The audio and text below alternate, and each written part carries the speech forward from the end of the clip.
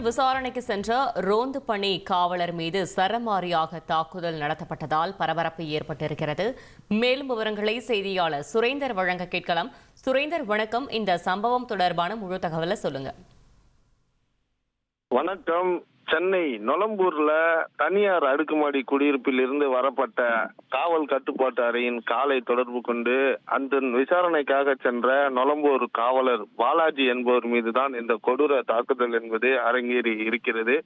குறிப்பாக நொளம்பூர் காவல் நிலையம் எதிரே தனியாருக்கு சொந்தமான அடுக்குமாடி குடியிருப்பு ஒன்று செயல்பட்டு வருகிறது. இந்த அடுக்குமாடி குடியிருப்புல இருந்து நேற்று இரவே காவல் கட்டுப்பாட்டு அறைக்கு வந்து செல்போன் அழைப்பு வந்திருக்கிறது. இதில் தண்ணீர் பிரச்சனை காரணமாக அடுக்குமாடி குடியிருப்புல பிரச்சனை ஏற்படுவதாக காவல் கட்டுப்பாட்டு அறைக்கு தகவல் வந்திருக்கிறது.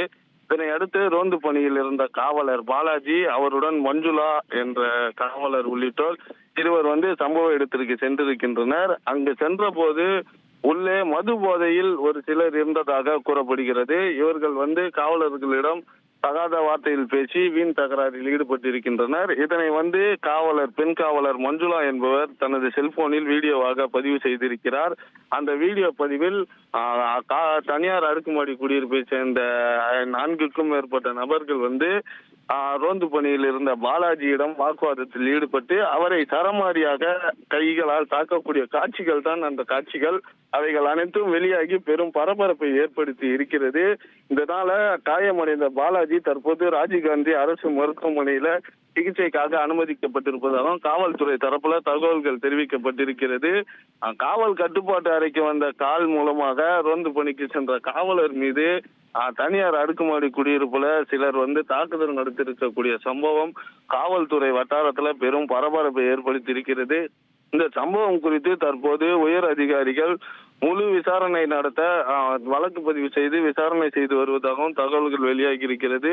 இதில் பாலாஜியின் முகம், கை உள்ளிட்ட பகுதிகளில் காயம் ஏற்பட்டு இருப்பதாகவும் தகவல்கள் வெளியாகி இருக்கிறது.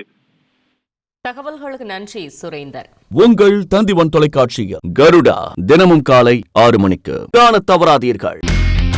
இனி செல்லும் இடமெல்லாம் செய்தி. தந்தி டிவியின் வாட்ஸ்அப் சேனலை ஃபாலோ பண்ணினா செல்ல இருக்கும் இடமெல்லாம் செய்தி. இதோ QR கோட் இப்பவே ஸ்கேன் பண்ணுங்க, ஃபாலோ பண்ணுங்க.